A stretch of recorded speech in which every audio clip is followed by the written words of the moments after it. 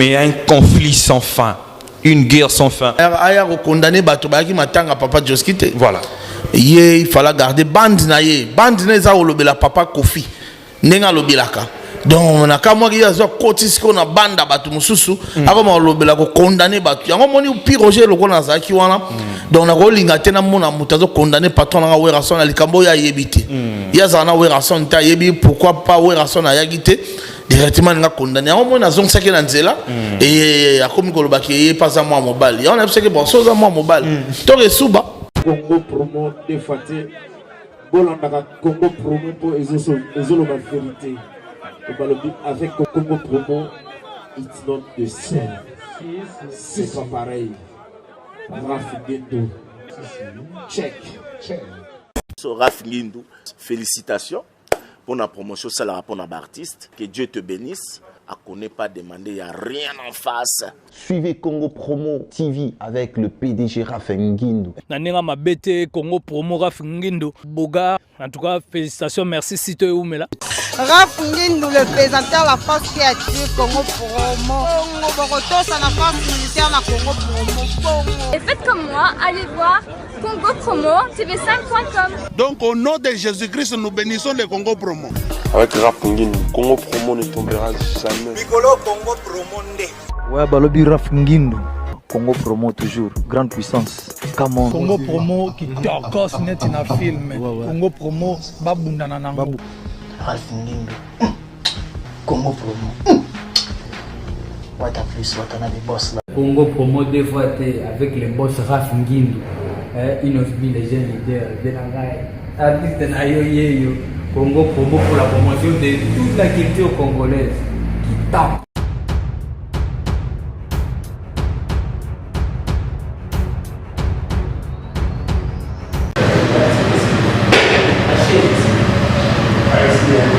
Et voilà, donc on est dans Excellence, une très grande émission que vous savez, donc une grande émission culturelle, d'actualité et surtout de la musique, voilà, qui est toujours présentée par moi, Scotty Kabalou. Et voilà, donc je suis venu rencontrer mon invité. Donc comme d'habitude, on a nos liens qu'on tourne, mais aujourd'hui il y a vraiment une différence. Voilà, faut tout une question. Pourquoi se lier? Pourquoi on est là? Et voilà, donc avec Pierre Roger, qui est l'un des porte-parole officiels du groupe Wenge Musica Maison Mère, cher à Weranson, le roi de la forêt. Vous avez notamment, il y a eu report de ce grand concert 5e Zénith de Weranson par rapport à la pandémie, mais aussi il y a encore de l'actualité au sein de Wenge Musica Maison Mère. Mais avant de tout commencer, je dis d'abord merci à Cédric, c'est lui qui réalise cette émission, mais aussi à Maître Lourd Ouetou depuis Paris, donc Cédric Mandembo, Maître Lourd Ouetou, on est ensemble. Pierre Roger, bonjour. Ouais, bonjour mon frère, bonjour à tous les téléspectateurs, le fidèle internet, bon chasse et net moment. En train de nous suivre, donc, Pierre Roger, mon amboka lolaka Congo, Nazarana, Libosona Bino Pona, la Mituna Nyoso. Mbota na Mboka Wazuli Bakuli na Bolandi, mon amboka Pierre Roger, Matarata, Maikitoko, Wapi Mokoma Lelo Boye, Pona Toko Kobete Lontsoncho, Tomeka Opanza Basangona Mambi, Matali Basang Matali, mon amboka Werason, Bongo, mon amboka Pierre Roger na Belemi, Pona Kula na Mituna Nyoso, Yoko Tunanga, Po Mituna. Voilà donc une très bonne entrée avec mon amboka Pierre Roger. Émission est en bilingue parce que Pierre Roger biga le laga mon amboka. Pierre Roger d'abord report à Zénith de Paris. Un événement attendu par beaucoup de Congolais, mais on n'a pas le choix. Et vu la pandémie, vu la maladie coronavirus, il y a eu report par rapport à ça. Est-ce qu'il y a une explication à donner à tous ces gens qui te suivent? Bah oui, au tout niveau tourna paye mon royanoli. Donc au Zénith de Paris, exactement que bisomoto trop mi bêtise ça. Donc tous les producteurs bah indiens on dit bah bête ça Weranson. Alors batala qui n'enge pandémie ezokende. Donc bah Monique pour na batunyo ça va à la l'aise. Tout comme on a moment moi munyo surtout à la l'aise. Donc le 12 juin est prévu dans la minute est commis le 17 septembre. Donc les amoureux de la bonne musique fanatique à Weranson, donc mélomanes surtout partout dans le monde. Donc Zénith à Weranson est comme pour le 17 septembre. Donc à la mine pété. Donc je connais les vacances. Donc aux allons à Paris. Pour ça monde entier aux autres la Werason pour la 5e fois dans la Zénith de Paris. Mais aussi, il y avait un concert qui a eu lieu l'autre fois dans le village Chetemba. Il y a qui poto la qui ça monde entier des Zénith de Paris aux Zala. Innovation toujours il y a Werason. Mais Werason a za fauve, Werason a zali showman. Werason a za na qualité na emoro. Werason a beta la musique qui ka te pona beta. Werason a za soka leki atiki lokito, atiki poussière l'isolé tikali. Werason a mutabe événement. Ya wana donc ezaki juste ka pour ça avant goût. Alors ça biso Zénith ezaneni. Ba idée ni nazana ngo yango mona pesa avant goût na concert ya village Chetemba bato ba monaki dernièrement parti ko beta sous na Univers Group TV et pas le boss Eric Mandala. Très bonne prestation Toya Kouana parce qu'il y avait vraiment des questions et tout dans ma tête tout dans ma émission là. Voilà donc na émission ezaki souka donc voilà ndenge mambo ekenegito. Voilà mais aussi tu remarqué que Werason il était absent. Paix à son âme, papa Nabiso Joski qui a beaucoup tard donc paix à son âme mais namatanga nae te bi Werason aza mutu moko o aza azalarana baba surtout ba vieux nae mais du coup il était absent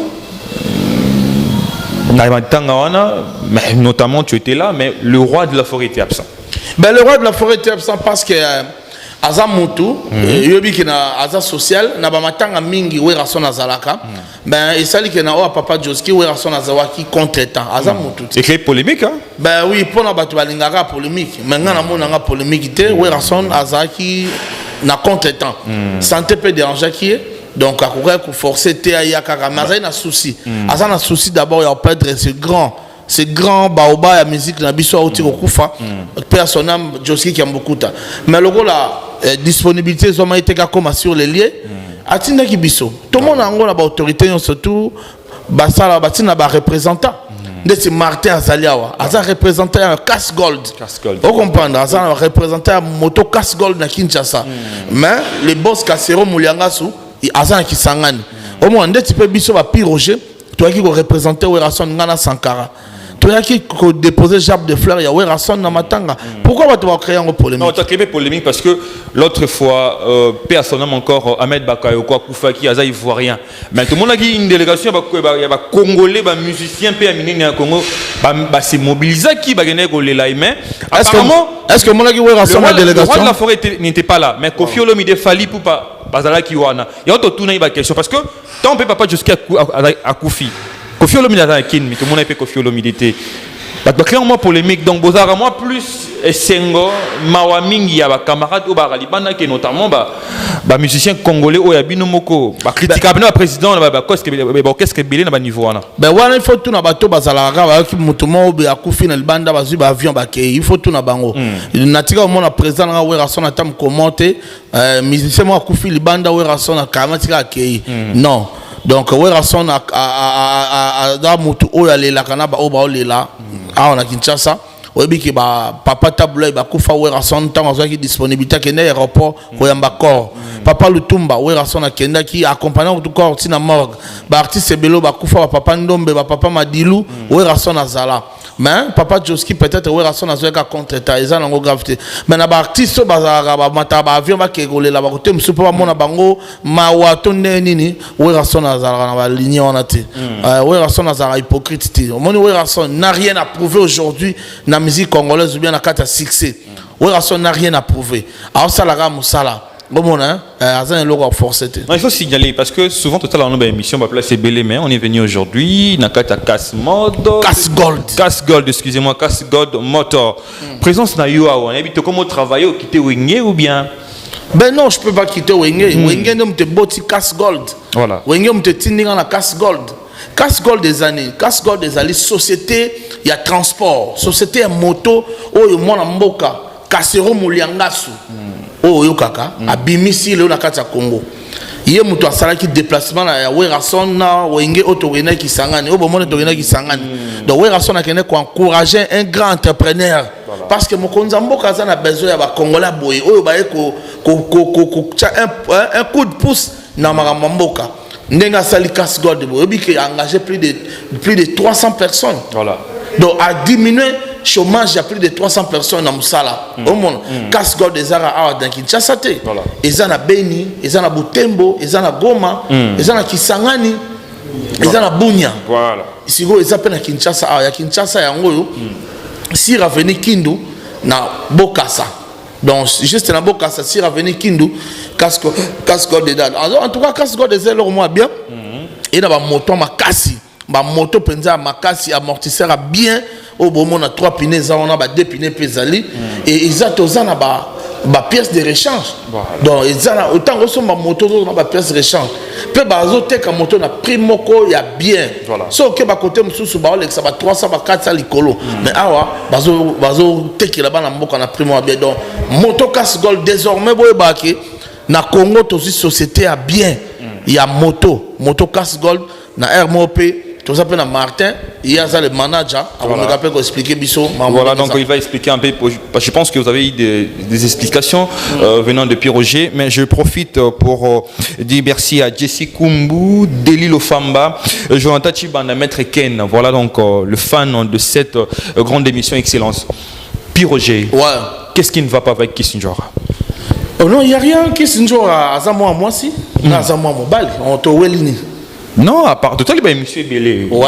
Badir Naye, apparemment, quelque chose ne va pas. Non, quel est le vrai problème? Non, le vrai problème, c'est que hier, tu sois comme inspecteur, tu as comme une année à condamner Batobaki Matanga, papa Joskite. Voilà. Hier, il fallait garder Bandi Naye. Bandi Naye, ça, le papa Kofi. Nenga Lobilaka.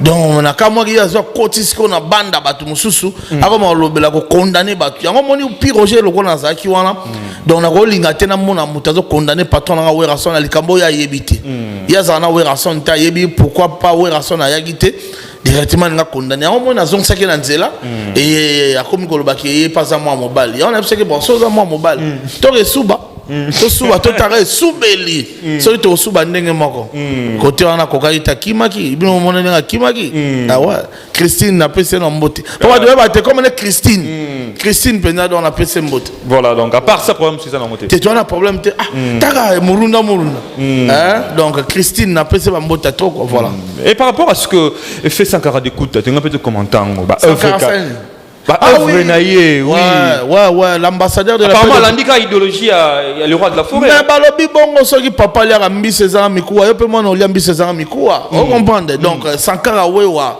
aza motomora landi lokola we rason sur le plan humanitaire voilà on comprend aza ni mutalar te mais muki azwaka wana a préféré ko kabola ngona ba aveugle na ba sourmiwe en tout cas que Dieu lui bénisse voilà et ça penza eloko yo la mso ba pasteur belé ba salate ba pasteur belé ba sala ngote mais Sankara de Kunta ba to benga ka fou ba to mona ka mystique mais Sankara sali yango quand même ba œuvre charité wana j'encourage et je félicite wewa vraiment aza mutumoko ya kolobela trop il faut bino presse bo tche coup de pouce il y a on enseigné na batuloko la ba excellence Guy Luando Mboyo mokonzi ya fondation Widal mokonzi na biso ministre na biso munene ministre d'état donc batia maboko Assommel Bébino espace, est-ce que c'est vrai, c'est confirmé? Ouais, excellence Guy Luando Mboyo Assommel biso siège il y a on appelle c'est merci parce qu'il y a zamutumoko boye ya mutema malamu Assommel we rason siège kitoko nazo pesa pe mbote na le boss Zaele Océan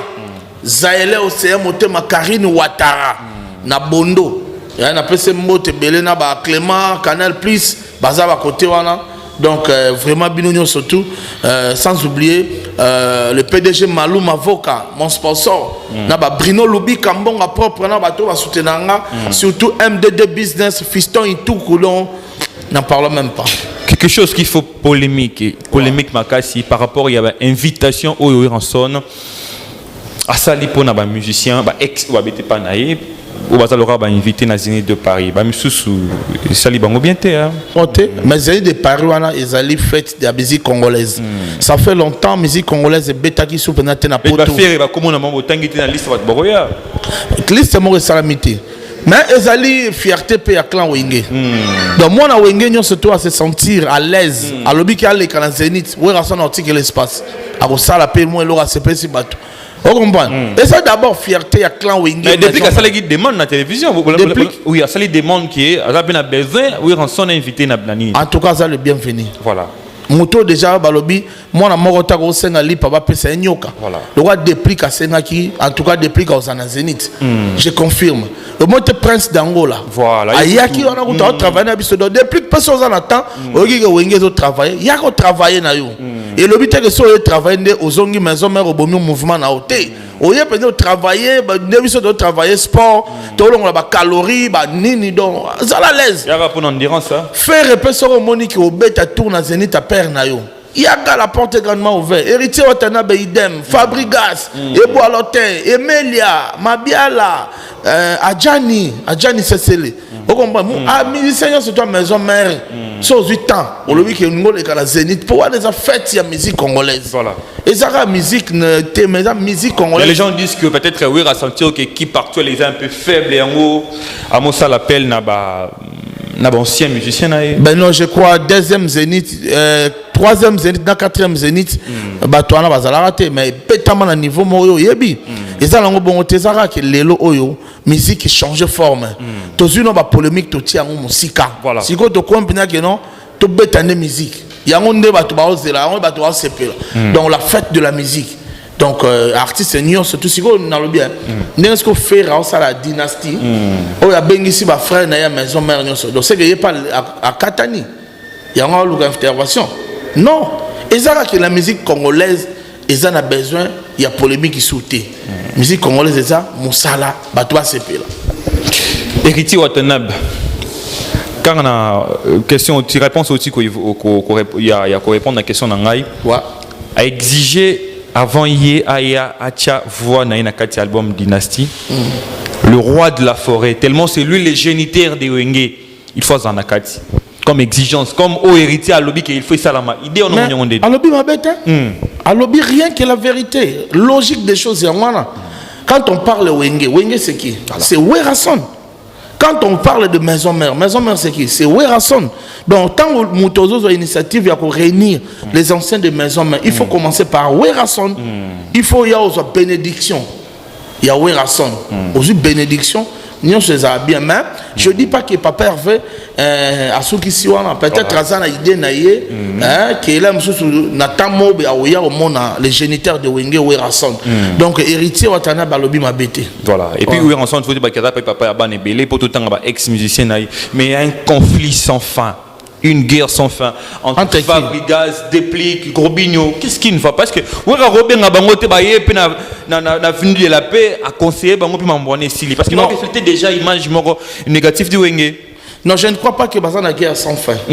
Chaque chose a son temps. Voilà. Peut-être ça va compréhension Mickey bateau ba déranger mine pèse à la biso ba bureau hein. Là monsieur bateau peut ba moi songi ba bureau animé ba artiste bango moko na tika le monde n'a jamais artiste oya leki a fingi oyo na tika mon a jamais oya leki a lobel muninga mabe et l'on a déploré et pas jeune leader artiste n'a pas jeune leader on a Innocent Balomé oui na CPLT na peut se conseil tant que grand frère mon net les gars na TV toza ba exemple toza ba modèle voilà mam toloba na TV photos ala nango moi prudent na mona qui a fingi pendant moto imbécile voilà na je pas aimé ça je pas aimé au moni bano ba ota la biso au moni bato ba ota biso na TV les sons to pesa bango lorsque biso to le kato finga c'est pas bien en tout cas prochainement et puis il y a un modèle il y a bana biso to bota voilà musique na yende bango on comprend pourquoi on a numéro na temenanga na benga ependa en privé na en tout cas j'ai un leader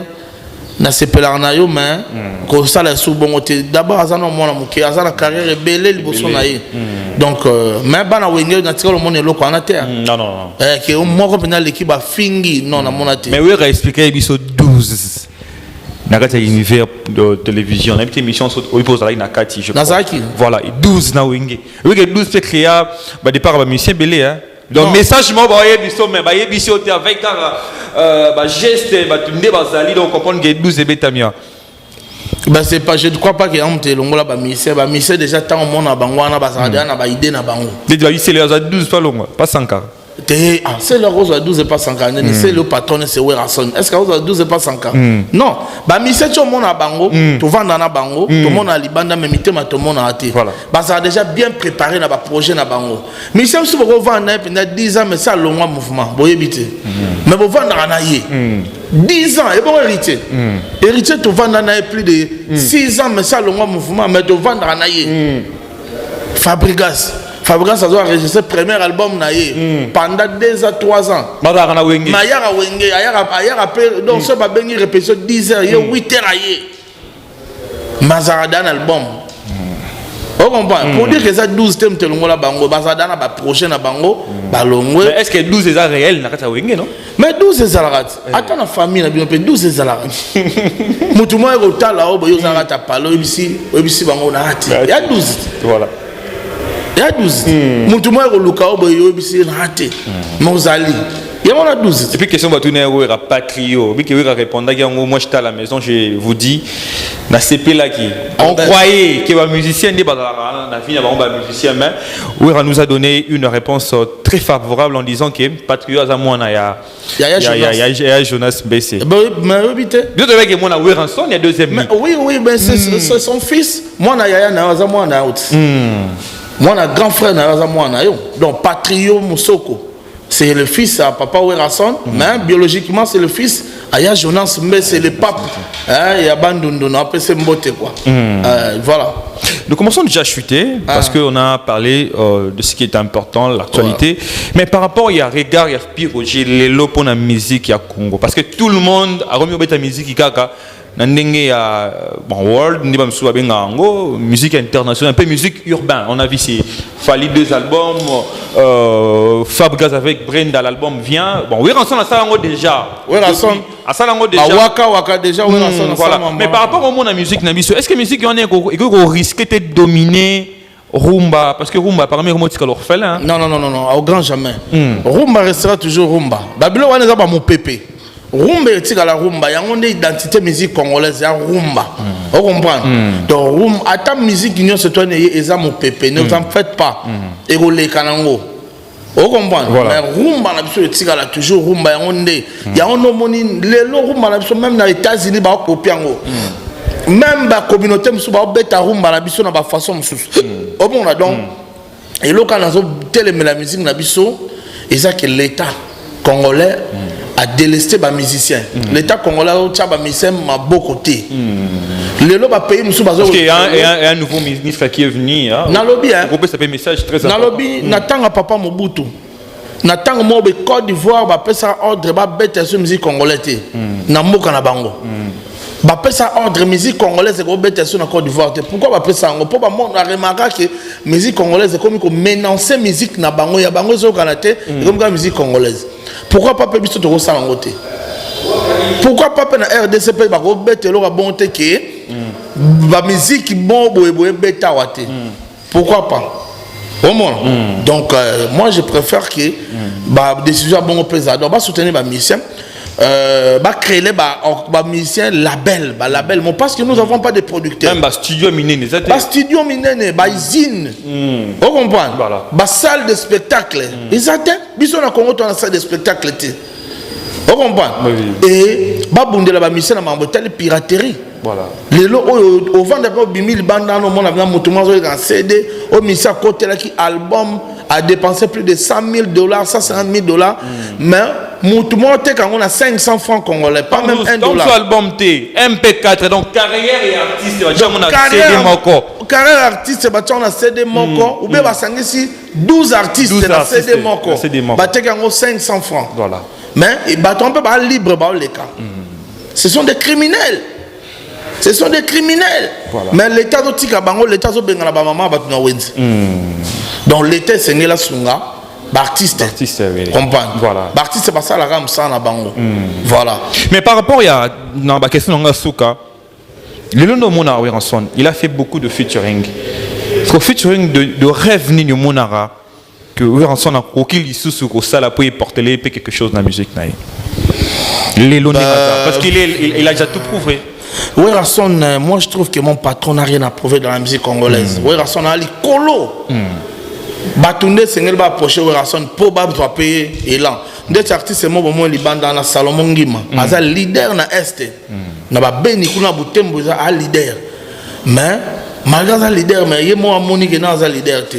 Aye ko sa featuring na Werason ba sa ki featuring ba yembi boss Kasiro Molianga. Ba yembi Zaele Océan, monter maman Karine Ouattara.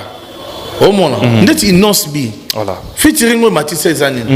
Et l'autre, on va mettre na Werason.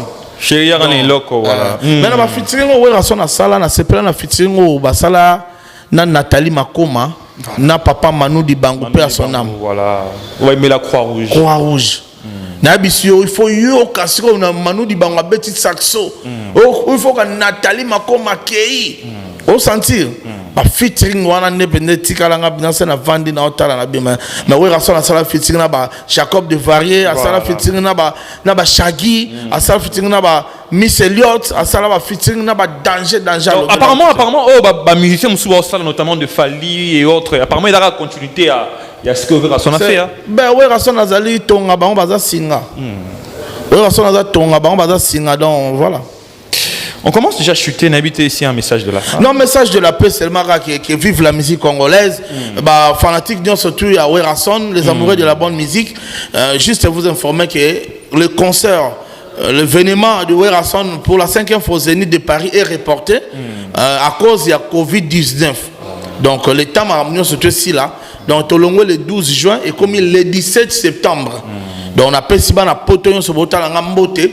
Na zope sa mbote na Bardulo c'est na Ale Bitika na Belgique, mbote na Preza Golf Kizola, mbote na Alexis, mbote na Pichumbo aux États-Unis, Aminata Bondonga, na Lyon, na zope sa mbote na Mère Zouzou, Senga, na zope sa mbote na Mère Adam, mbote ma Felingonda, na Lyon, vraiment binotu botalanga, venanga Serge Malo Kashido, ba mbote belé.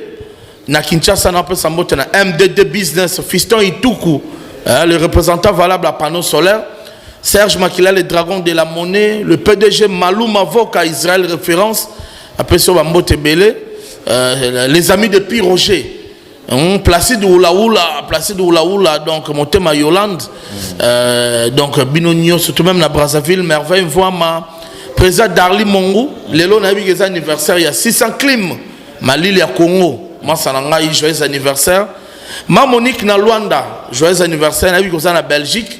Binonio surtout bolinga Pi Roger vous aime beaucoup. Merci mon frère. Voilà. Nengo iko kutanga na kati ya bureau Casse Gold donc désormais Pi Roger na ça bino na contrat. Voilà. Contrat munene ya yo moko particulier bien na bureau na wenge musique. C'est ça contrat ya particularité. Donc bureau na ya Casse Gold yango jusqu'à on travailler mais je reste le porte-parole de Werason d'ailleurs Kalaming te ba notifier bino sur grade mususu toujours na kati ya wenge quoi. Mais non, vous n'allez pas passer de les saluts Bambomi moto mais il faut pour ma moto parce que ça ne sert à rien. Il y a un pasteur. Comment reçoit ce mobile à ma pasteur? Ah, il y a démarrer qui est plus ma bé. Biso to na bayana. Biso to na bayana. Biso to linga provocation te. So provoquer Werason au kutana bayana. Bon, ils ont déjà les lèvres sales se lavent en famille. Je lui salue d'ailleurs. Pour votre information, Nazaki na matanga, il y a pasteur Charles Lessi. Ok. Nazaki wana qui assisté. Donc j'étais là à l'aéroport. Tina cinquantenaire, voilà. C'était bien. Merci beaucoup. Merci mon frère. Voilà, donc on était avec Pi Roger, mon Amboka, mon Lobeli. Voilà, donc quand moi je dis merci à vous tous qui nous ont suivis avec une attention qui est largement soutenue. Cette émission a été réalisée par Cédric, le professeur. Et voilà. Professeur Cédric. Bon, voilà. Toujours dans Excellence Congo. Et puis Jonathan Chibanda, Maître Ken, Cédric, voilà. Wilbri Kayembe, Pablo Kayembe, DJ Force Kitoko. À Liège, papa on a 6 Kitoko à Liège, Cadiston et voilà donc on est ensemble, surtout Maître Lourd et tout, Cédric Mandembo depuis France et cette très grande émission Excellence, voilà, c'en est fini pour aujourd'hui. Au revoir. Congo promo défaté, Bolandaka Congo promo pour Ezolo ma vérité, avec Congo promo, it's not the same. C'est pas pareil. Check.